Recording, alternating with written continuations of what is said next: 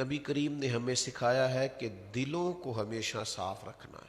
جب کسی کو معاف کریں تو صحیح والا کریں، جب کسی سے صلح کریں تو صحیح والی کریں، جب کسی سے سینہ ملائیں تو کینہ دور کر کے ملائیں، جب کسی کو بھائی کہیں تو دل و جان سے کہیں.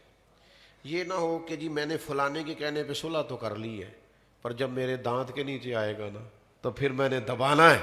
یہ نہ کریں، دل پورا صاف ہو.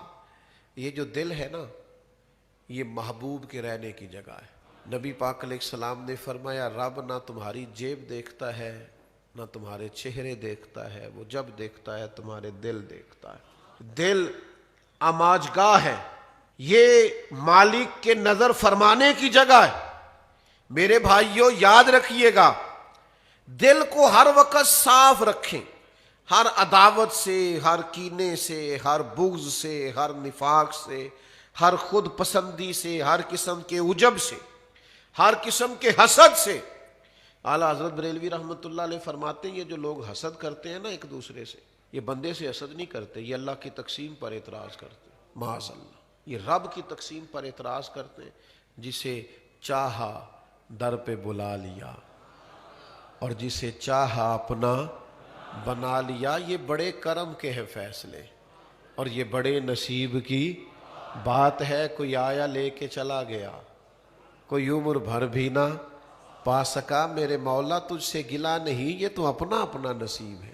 اگر دھبے روح پہ ہوں، حسد کا، بغض کا، عداوت کا، بددیانتی کا دھبا، یہ دھبے نبی پاک علیہ السلام نے فرمایا جب تو ایک گناہ کرتا ہے اور توبہ نہیں کرتا تو تیرے دل پر دھبا لگتا ہے، نقطہ لگتا ہے. اور اگر تو پھر توبہ نہ کرے، پھر گناہ کرے تو ایک نقطہ اور لگ جاتا ہے. تو اسی طرح گناہ کرتا جائے گا تو دل سیاہ ہوتا جائے گا. پھر جتنی مرضی کوئی اعلیٰ بات کرے دل پر اثر نہیں ہوتا.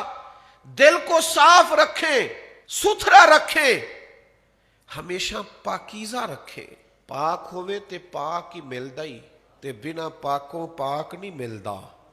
سارے وجود دے تون دے نالوں اکو تولا ٹکڑا دل دا. اور پھر دل کا حال یہ ہونا چاہیے کہ دل وہ دل ہے جو تیری یاد سے معمور رہا، اور سر ہے وہ سر جو تیرے قدموں پہ قربان گیا. انہیں جانا انہیں مانا نہ رکھا غیر سے کام، للہ الحمد میں دنیا سے مسلمان گیا.